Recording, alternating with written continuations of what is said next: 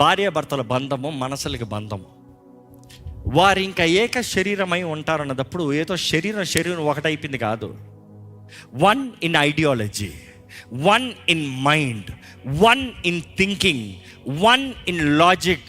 భార్యాభర్తలో ఈరోజు చాలామందికి విడిపోతానికి కారణం ఏంటంటే కమ్యూనికేషన్ ప్రాబ్లం అని చెప్తారు. ఏంటి ప్రాబ్లము? కమ్యూనికేషన్, మాట్లాడుకోరంట. కమ్యూనికేషన్ ప్రాబ్లం అంటే కమ్యూనికేట్ చేయాలంటే ఏం చేయాలి? నీ మైండ్లో ఉన్నదాన్ని నువ్వు బయటికే పలకాలి, తెలియజేసుకోవాలి. మామూలుగా అంటాం, భార్యలారా మీ భర్తల్ని గౌరవించండి, భర్తలారా మీ భార్యల్ని గౌరవించండి. కానీ అక్కడ ఒక లాజిక్ పాయింట్ పెట్టాడు. భర్తలకు అంటున్నాడు, నీ భార్య బలహీనమైన ఘటమని ఎరిగి గౌరవించు. Know that she is a weaker vessel, honour her. అదే సమయంలో నీ భర్తని గౌరవించు. నీ భర్త ఎడల భయభక్తులు కలిగి ఉండి నీ భార్యలకు కూడా తెలియజేయబడుతుంది. ఎఫెసీయుల 5లో చివరి మాట అదే.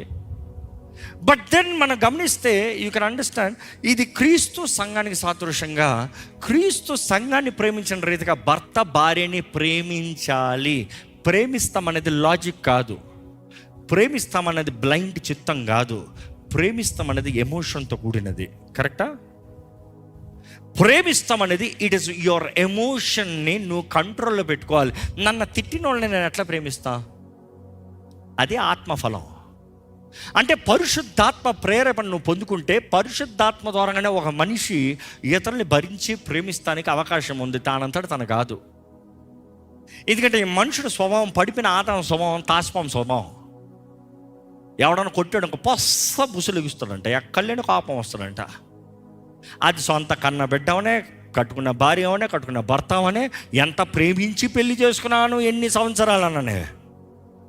అంటే ఈగోకి ప్రేమ రావట్లే. ఇంకా ఈరోజు జ్ఞాపకం చేసుకోవాలి, దేవుడు వాక్యం తెలియజేస్తుంది, దేవుని వాక్కు తగినట్టుగా ప్రతి భర్త భార్యని ప్రేమించాలి.